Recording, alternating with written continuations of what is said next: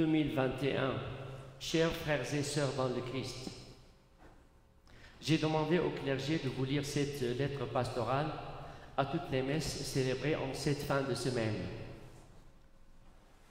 Dans la nuit du mercredi 30 juin, plus de 10 églises de Calgary ont été vandalisées. Ce sont des églises de paroisses catholiques dont la cathédrale Sainte-Mary et des communautés de foi presbytériennes et évangéliques. Les incidents ont été signalés au service de police de Calgary et l'enquête est menée par la police de Calgary, l'unité des crimes de haine.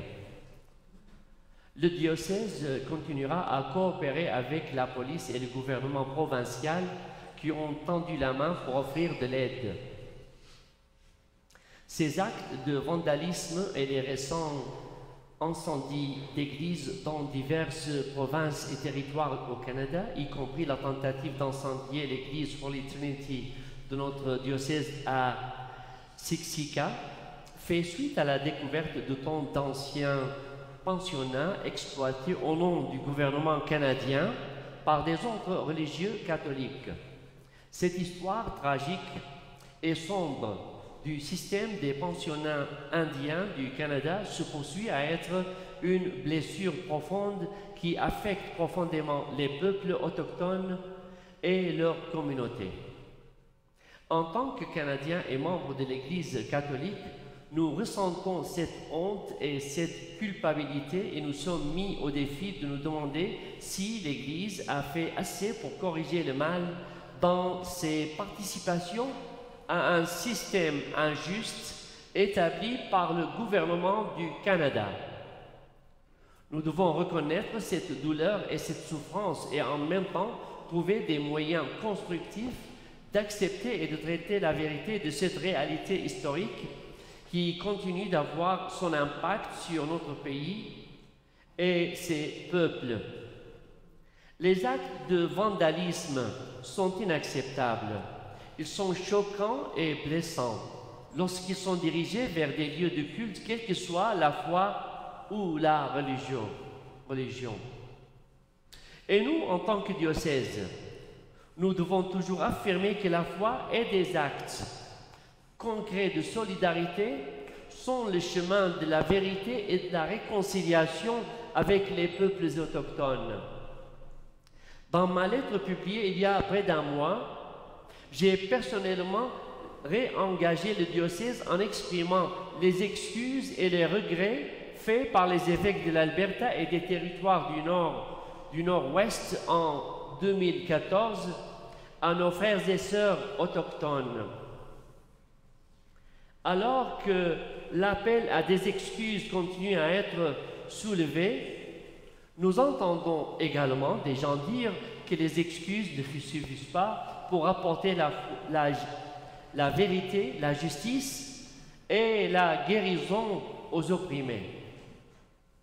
Sur ce, je pose la question, qu'est-ce que le Seigneur nous demande en tant qu'Église locale en ce moment? Comment discerner l'œuvre de l'Esprit? En ces temps difficiles, je crois que nous sommes appelés à comprendre et à reconnaître la croix qui est au milieu de nous. Cette croix a toujours été présente et tranquillement portée par ceux qui ont souffert des effets d'un système de pensionnat qui a tenté d'assimiler les premiers peuples d'origine sur la terre de notre pays et de ne pas leur permettre de vivre et de célébrer leur véritable identité. En ce temps de réveil de la société, l'Esprit nous appelle à alléger le fardeau de la croix que nos frères et sœurs indigènes ont continué à porter, en apprenant enfin à écouter les générations d'histoires qu'ils ont à raconter pour que nous apprenions à marcher avec eux. Et comme dans les mots du pape François, début de citation, dans le dialogue, le respect mutuel et la reconnaissance des droits et des valeurs culturelles de toutes les filles et de tous les fils du Canada, fin de citation, et ainsi ouvrir la voie à la vérité, à la justice et à la guérison. En ces temps tumultueux, nous nous trouvons humblement ouverts à la conduite de l'Esprit. Dans la prière, nous devons demander à l'Esprit d'animer en nous une conscience qui n'oublie ni ignore la situation critique des personnes qui sont parmi nous. Ce n'est qu'à travers le Christ crucifié, victime souffrante, que nous commençons à voir les autres et à reconnaître les croix qu'ils portent. Solidaires avec eux dans leur souffrance, puissions-nous tous grandir pour expérimenter le don de la rédemption et de la nouvelle vie. Frères et sœurs, les fidèles du diocèse de Calgary, nous nous unissons dans la prière au monde pour que l'Esprit nous guide dans notre humble réconciliation, dans la plénitude de la grâce salvatrice de Dieu. Cordialement vôtre dans le Christ, William T. McGrattan, évêque de Calgary.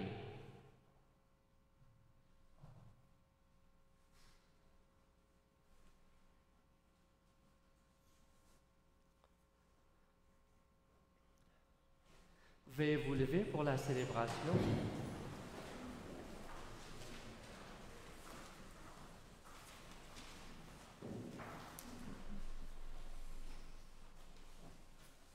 Que le Seigneur Jésus et la puissance de sa grâce soient toujours avec vous.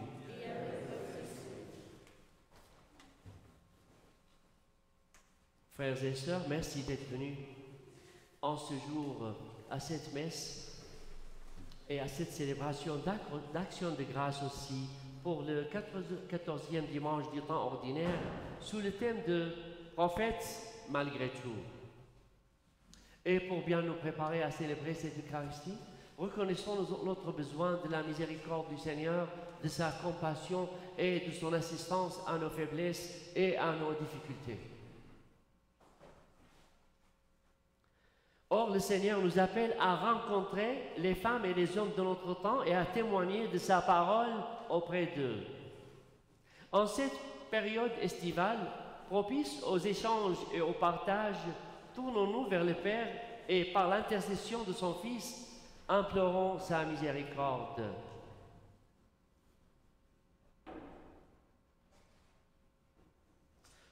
Seigneur Jésus, tu as semé des paroles d'amour et de pardon.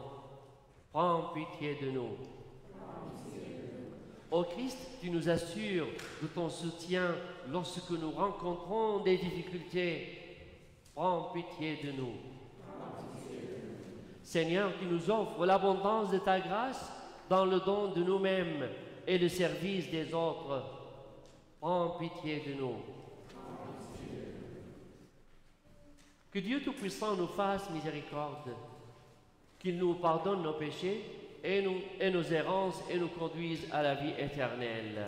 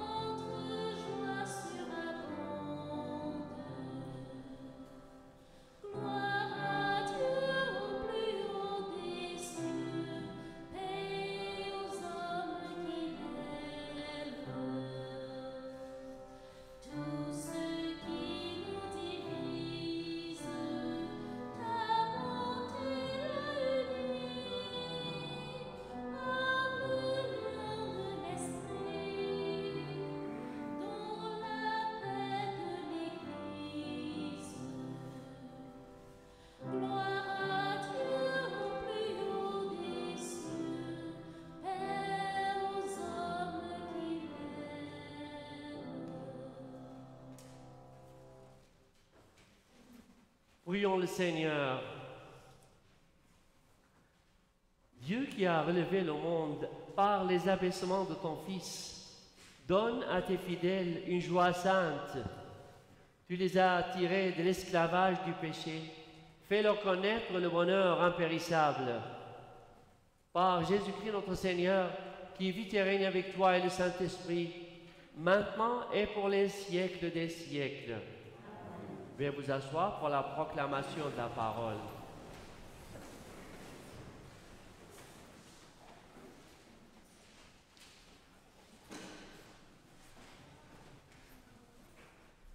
Lecture du livre du prophète Ézéchiel. En ces jours-là, l'Esprit vint en moi et me fit tenir debout. J'écoutais celui qui me parlait. Il me dit : « Fils d'homme, je t'envoie vers les fils d'Israël, vers une nation rebelle qui s'est révoltée contre moi. Jusqu'à ce jour, eux et leurs pères se sont soulevés contre moi. Les fils ont le visage dur et le cœur obstiné. C'est à eux que je t'envoie.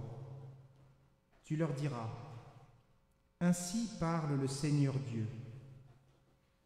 Alors, qu'ils t'écoutent ou qu'ils n'écoutent pas, c'est une engeance de rebelles. Ils sauront qu'il y a un prophète parmi eux. Parole du Seigneur. Nos yeux levés vers le Seigneur attendent sa pitié. Nos yeux levés vers le Seigneur attendent sa pitié. Vers toi j'ai les yeux levés, vers toi qui es au ciel, comme les yeux de l'esclave vers la main de son maître. Nos yeux sont levés vers le Seigneur attendent sa pitié. Comme les yeux de la servante vers la main de sa maîtresse, nos yeux, levés vers le Seigneur notre Dieu, attendent sa pitié.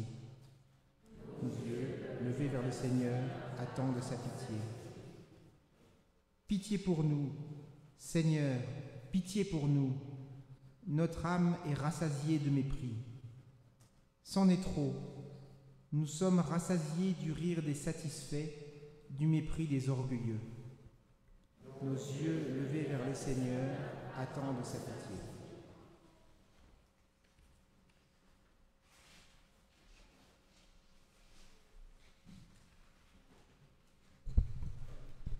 Lecture de la deuxième lettre de saint Paul apôtre aux Corinthiens.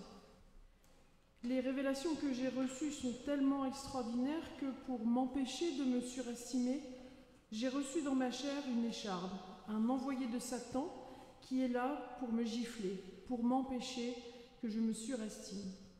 Par 3 fois, j'ai prié le Seigneur de l'écarter de moi, mais il m'a déclaré : ma grâce te suffit, car ma puissance donne toute sa mesure dans la faiblesse.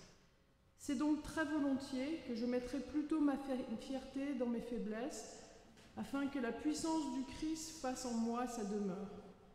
C'est pourquoi j'accepte de grand cœur pour le Christ les faiblesses, les insultes, les contraintes, les persécutions et les situations angoissantes. Car lorsque je suis faible, c'est alors que je suis fort. Parole du Seigneur.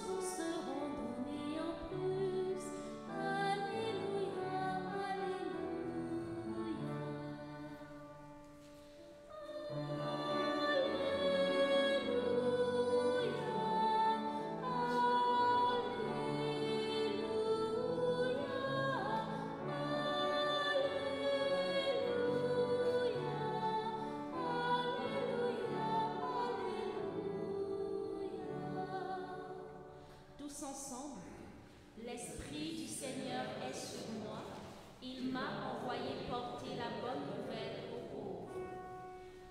Alléluia, Alléluia,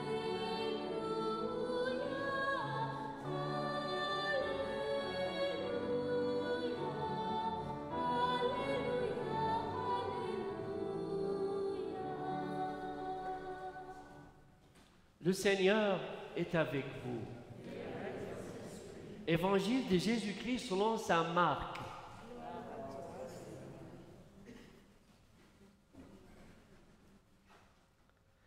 En ce temps-là, Jésus se rendit dans son lieu d'origine et ses disciples le suivirent. Le jour du sabbat, il se mit à enseigner dans la synagogue. De nombreux auditeurs, frappés d'étonnement, disaient « D'où cela lui vient-il? Quelle est cette sagesse qui lui a été donnée et ces grands miracles qui se réalisent par ses mains? N'est-il pas le charpentier, le fils de Marie et le frère de Jacques, de José, de Jude et de Simon? Ses sœurs ne sont-elles pas ici chez nous? » Et ils étaient profondément choqués à son sujet. Jésus leur disait, « Un prophète n'est méprisé que dans son pays, sa parenté et sa maison. » Et là, il ne pouvait accomplir aucun miracle. Il guérit seulement quelques malades en leur imposant les mains, et il s'étonna de leur manque de foi. Alors Jésus parcourait les villages d'alentour en enseignant. Acclamons la parole de Dieu.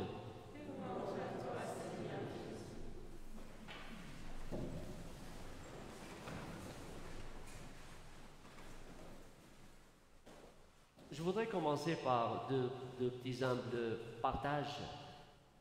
Quand la maman donne un médicament à son fils, quelque chose à boire, ou quand elle lui donne à manger et qu'il dit « Maman ou Papa, je ne peux pas », mais elle le regarde avec amour, avec confiance, elle lui dit « Tu pourras, ça va te faire du bien ». Et justement, avec cette confiance, il continue, il fait ce qu'elle lui demande, et il a une force, et cela lui fait du bien. Dans les difficultés de notre vie, comme dans les difficultés de Paul, il voyait sa faiblesse. Nous pouvons voir notre faiblesse, chacun et chacune d'entre nous. Mais il y a un appel intérieur de l'Esprit dans notre cœur, un souffle de Jésus qui dit à travers l'Esprit Saint, « Ma grâce te suffit ». Ça peut être la devise d'un prêtre, comme c'était le cas avec mon ordination, mais ça peut être aussi la devise, le mot d'inspiration de chaque fidèle de notre époque et de nos jours. Lorsqu'il passe dans un moment difficile, sombre, devant une incompréhension, il peut entendre cette voix intérieure qui lui dit « Ma grâce te suffit ». Et nos expériences, pour ne pas dire mon expérience, et ce que nous avons vu dans la vie, des gens qui ont fait de grandes choses, c'était des pécheurs pardonnés. C'était des gens faibles, c'était des gens à la marge de la société. Et ils pouvaient se demander qu'est-ce qu'ils pourront faire de leur vie. Mais le Seigneur utilise la faiblesse pour montrer que c'est lui qui fait ce qui se fait en nous. Or, les textes bibliques de ce 14e dimanche nous parlent de ces hommes qui ont entendu l'appel de Dieu. Nous avons d'abord le témoignage du prophète Ézéchiel. Il est envoyé vers un peuple qui s'est révolté contre Dieu. Il sait qu'il ne sera pas écouté, Ézéchiel, car ses paroles vont heurter des cœurs endurcis. Mais rien ne doit l'arrêter. Qu'on l'écoute ou qu'on ne l'écoute pas, il voit que sa mission est que la parole de Dieu soit proclamée. Et nous pensons aussi à la petite Bernadette Soubirous de Lourdes, avec ces petits mots qu'elle a dit, « Je ne suis pas chargé de vous faire croire, mais de vous dire et de vous faire voir. » C'est ainsi que Dieu appelle des petits pour transmettre les messages les plus importants. Car Et aussi dans la deuxième lettre, justement, aux Corinthiens, nous avons le témoignage de l'apôtre Paul. Il nous décrit les vraies conditions de son apostolat. Il nous décrit comment il a eu les grandes révélations exceptionnelles et extraordinaires du Seigneur. Mais après tout, malgré tout cela, il est accablé de difficultés et d'humiliations. Insultes, faiblesses, contraintes, persécutions, situations angoissantes. Il est également affronté à de graves problèmes de santé. Il a demandé au Seigneur de l'en libérer, mais le Seigneur lui a répondu, « Ma grâce te suffit. » Paul découvre alors que Dieu agit dans sa faiblesse à lui. L'apôtre n'est pas seul alors dans sa mission. Le principal travail, c'est Dieu qui le fait dans le cœur de ceux et celles qu'il met sur la route de l'apôtre et dans l'Évangile. Nous trouvons Jésus à Nazareth. Sa prédication aurait pu être un succès. Partout en Galilée, tout le monde se réjouit de ses paroles et de ses miracles. Mais les gens de Nazareth, lorsqu'il enseigne dans cette petite synagogue sur une colline de Nazareth, lorsqu'il enseigne, ils ne voient en lui que le charpentier du village. Ce qu'on lui reproche, c'est de dire la parole de Dieu sans être qualifié pour cela, selon eux. Il n'a pas fait d'études de rabbin, il est un simple laïc. Voilà, donc le Christ empêche d'être reconnu, il est empêché d'être reconnu comme Messie. Et cela nous rappelle ce qu'a dit Jean au début de son évangile. Il est venu chez les siens et les siens ne l'ont pas reçu. Nous n'avons en même temps les siens et les gens semblables, nous n'avons pas à les juger. Nous sommes souvent, l'un ou l'autre d'entre nous, peut-être rebelles quand on vient nous parler de la part de Dieu. Mais rien ni personne ne peut arrêter l'annonce de la bonne nouvelle. Devant ce refus, Jésus est parti vers d'autres villages voisins. Alors, les missionnaires de l'Évangile n'ont pas à être découragés.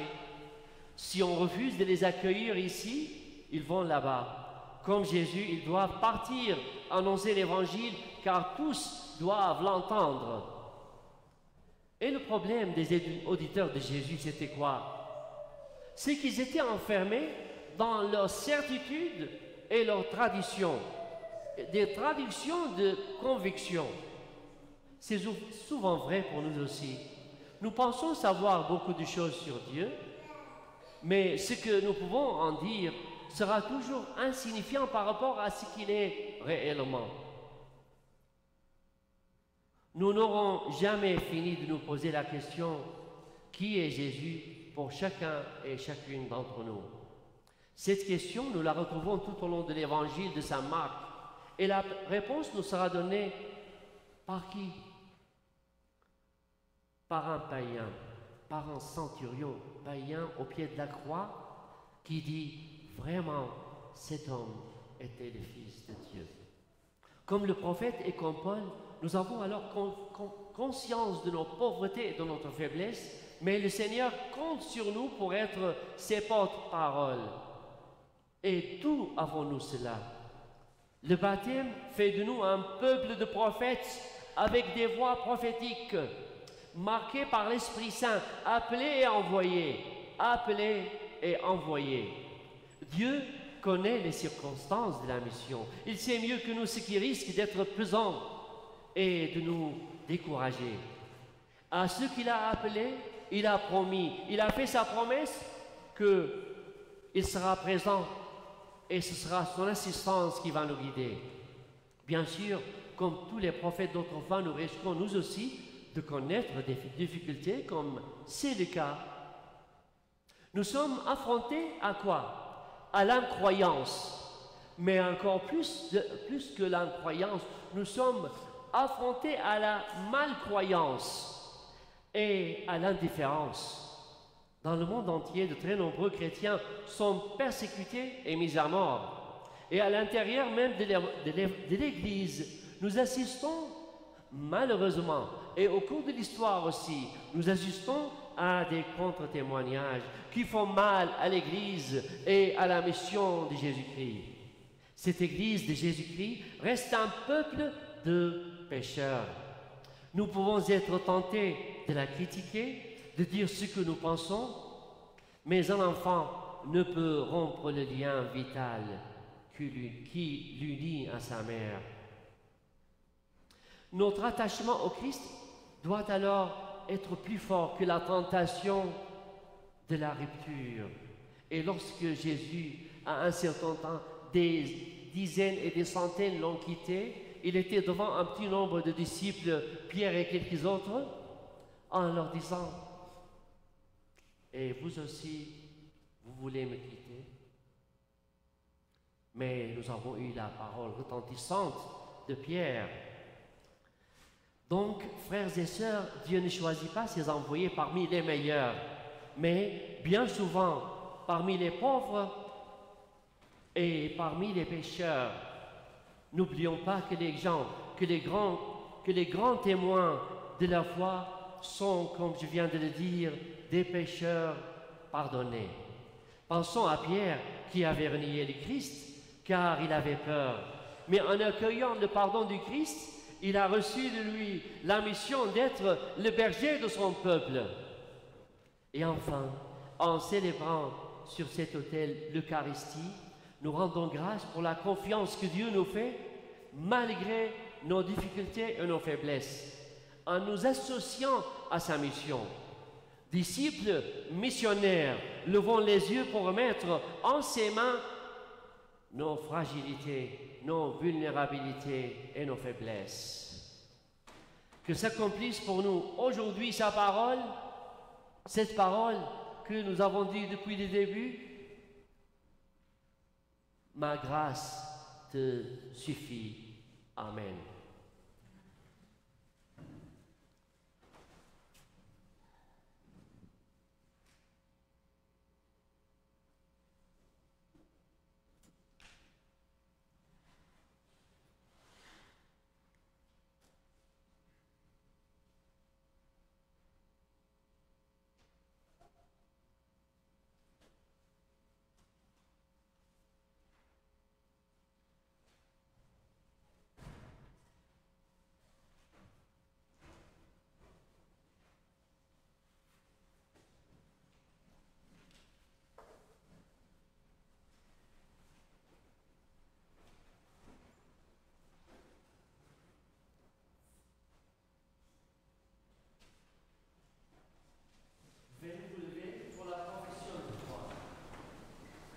Je crois en Dieu, Père puissant, Créateur du ciel et de la terre.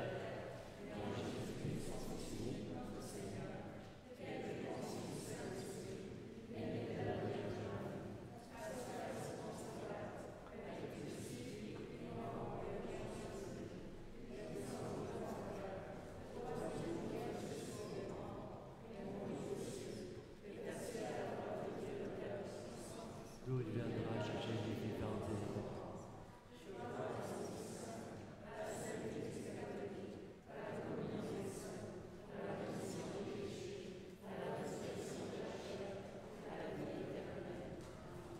Prière universelle.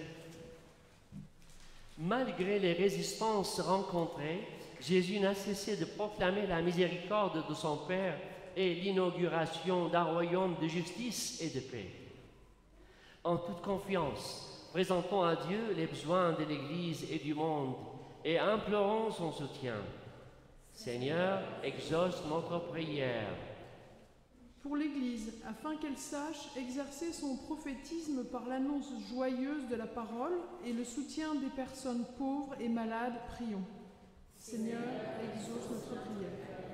Pour les chefs d'État, afin que leur pouvoir de décision soit au service de la paix entre les nations et du respect des droits de la personne, prions.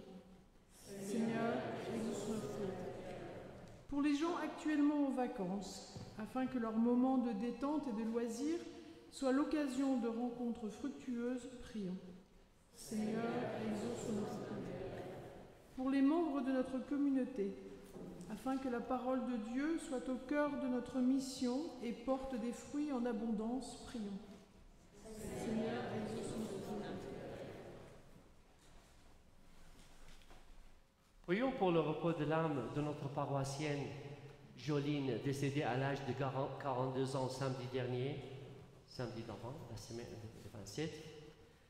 Joline, l'épouse de Derek et la fille de Micheline et Romain Boisvert, est en union de prière avec sa famille, sa grande famille et les paroissiens qui l'ont connu.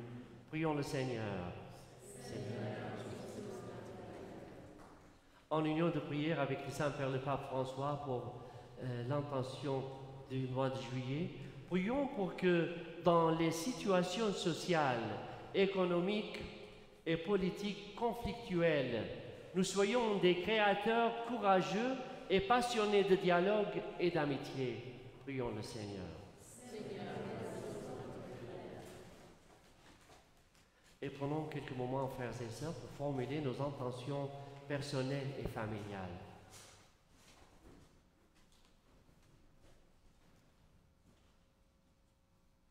Prions le Seigneur.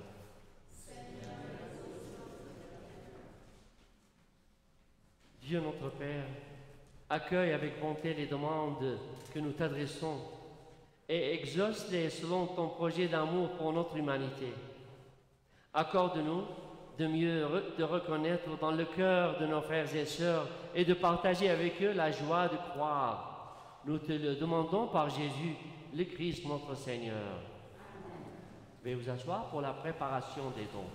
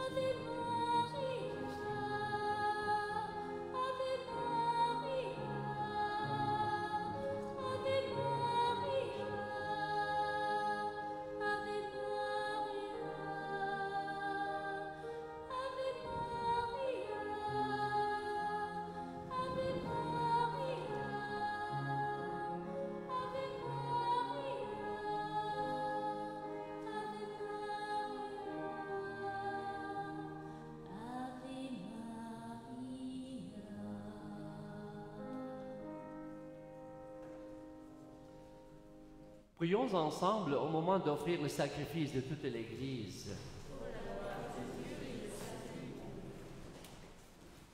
Puissions-nous être purifiés, Seigneur, par l'offrande qui t'est consacrée.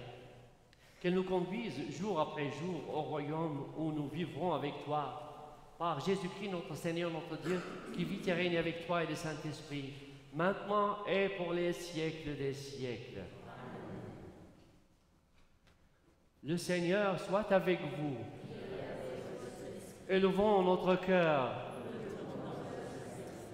Rendons grâce au Seigneur notre Dieu. Vraiment, il est juste et bon de te rendre gloire, de t'offrir notre action de grâce toujours et en tout lieu. À toi, Père très saint, Dieu éternel et tout-puissant, par le Christ notre Seigneur. En naissant parmi les humains, il les appelle à renaître en souffrant sa passion. En souffrant sa passion, il a supprimé nos fautes. Oui, nous le reconnaissons afin de secourir tous les humains. Tu mets en œuvre ta puissance et tu te sers de notre condition mortelle pour nous affranchir de la mort. Ainsi, notre existence périssable devient un passage vers le salut. Par le Christ notre Seigneur, c'est par lui que les anges assemblés devant toi adorent ta gloire. À leur hymne de louange, laisse-nous joindre nos voix pour proclamer et dire Saint, Saint, Seigneur de l'univers, et ces terres sont remplies de ta gloire. Hosanna au plus haut des cieux. Béni soit celui qui vient au nom du Seigneur. Hosanna au plus haut des cieux.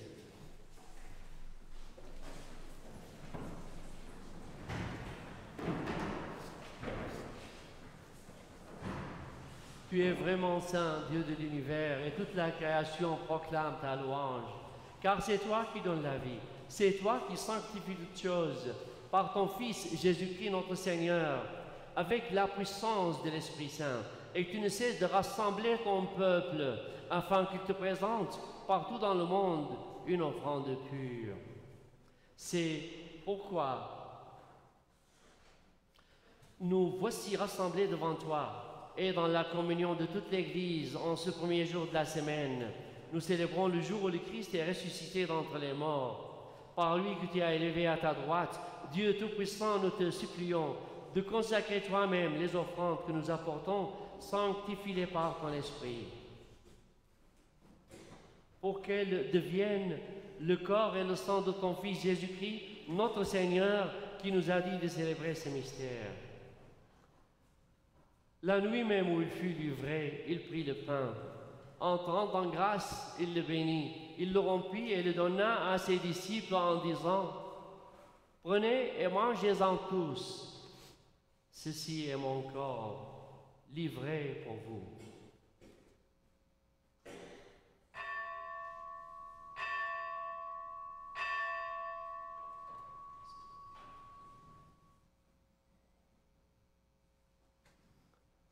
De même, à la fin du repas, il prit la coupe. Entrant en grâce, il la bénit et la donna à ses disciples en disant « Prenez et buvez-en tous, car ceci est la coupe de mon sang, le sang de l'alliance nouvelle et éternelle, qui sera versé pour vous et pour la multitude en rémission des péchés. Vous ferez cela en mémoire de moi. »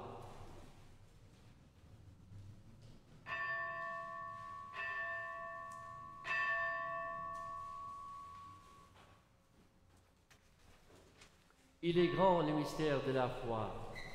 Proclamons ta mort, Seigneur Jésus. Célébrons ta résurrection. Nous attendons ta venue dans la gloire.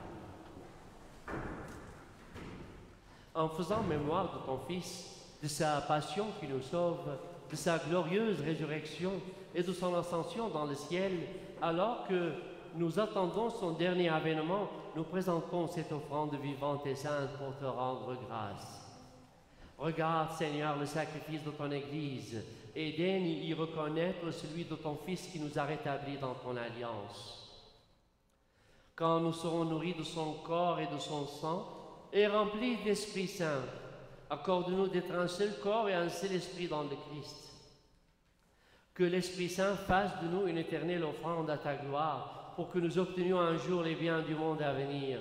Auprès de la Vierge Marie, la bienheureuse Mère de Dieu, et Saint Joseph, son époux, avec les apôtres, les martyrs, avec Sainte Catherine Tekakwila, avec le Saint Frère André et tous les saints,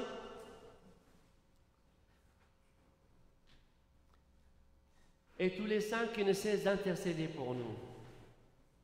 Et maintenant, nous te supplions, Seigneur, par le sacrifice qui nous réconcilie avec toi, étends au monde entier le salut et la paix. Affermis la foi et la charité de ton Église au long de son chemin sur la terre. Veille sur ton serviteur, le pape François, et notre évêque William McGrattan, l'ensemble des évêques, les prêtres, les diacres et tout le peuple des rachetés. Écoute les prières de ta famille assemblée devant toi et ramène à toi, Père très aimant, tous tes enfants dispersés. Pour nos frères et sœurs défunts, Pour les personnes qui ont quitté ce monde et dont tu connais la droiture, nous te prions pour le repos de l'âme de Jolene. Reçois-les dans ton royaume où nous espérons être comblés de ta gloire, tous ensemble et pour l'éternité, par le Christ notre Seigneur, par qui tu donnes au monde toute grâce et tout bien. Par lui, avec lui et en lui, à toi, Dieu le Père Tout-Puissant, dans l'unité du Saint-Esprit, tout honneur et toute gloire pour les siècles des siècles.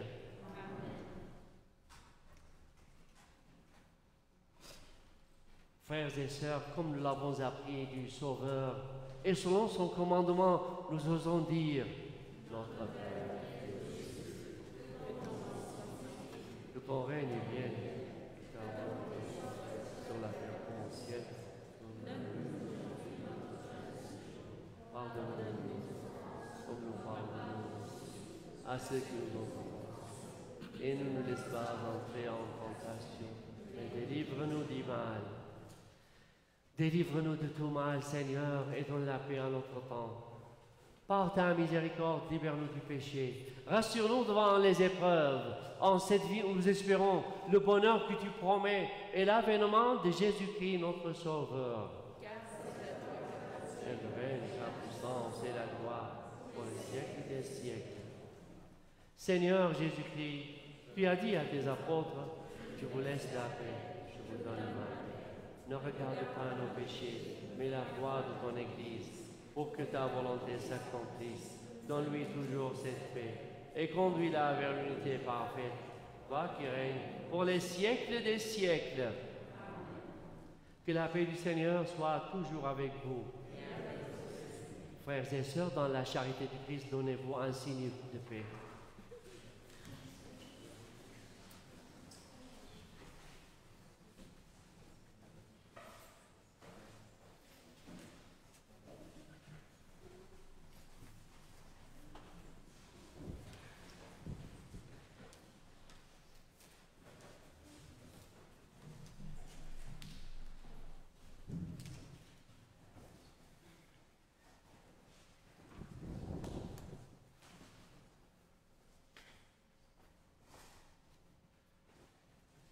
Agneau de Dieu,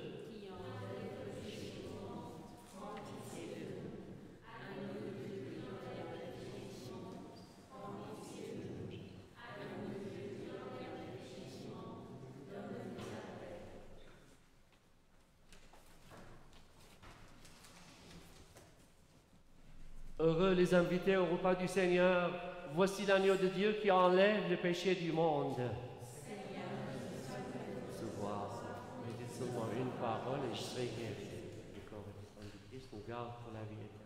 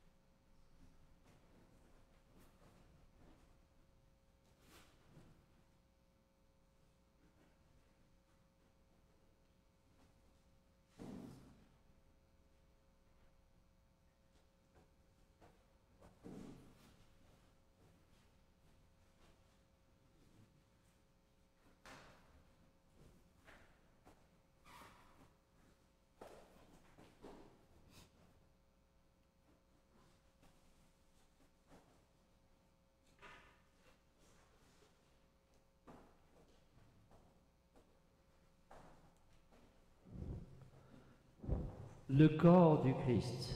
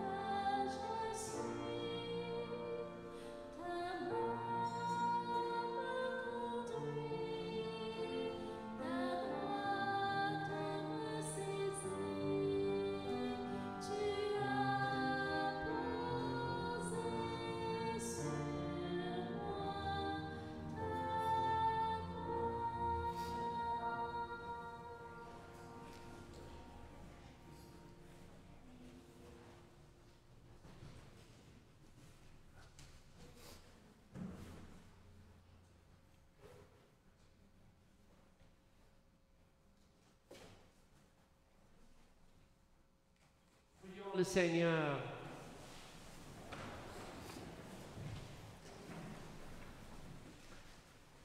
Comblés d'un si grand bien, nous te supplions, Seigneur, fais que nous en retirions des fruits pour notre salut et que jamais nous ne cessions de chanter ta louange par Jésus, le Christ, notre Seigneur.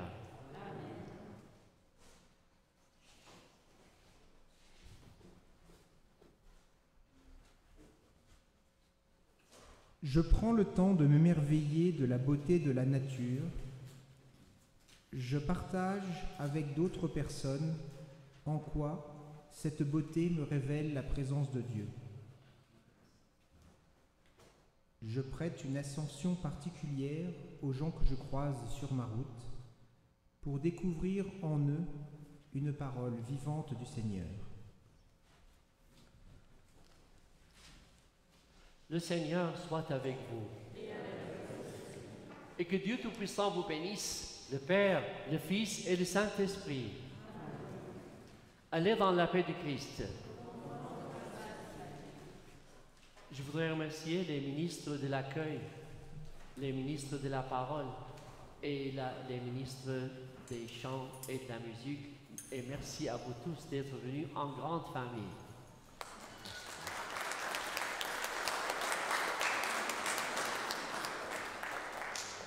Je voudrais marquer la présence de Carmel parmi nous.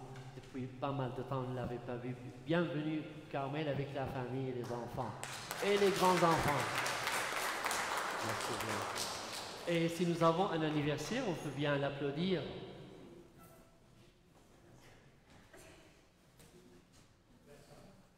Il n'y a pas d'anniversaire.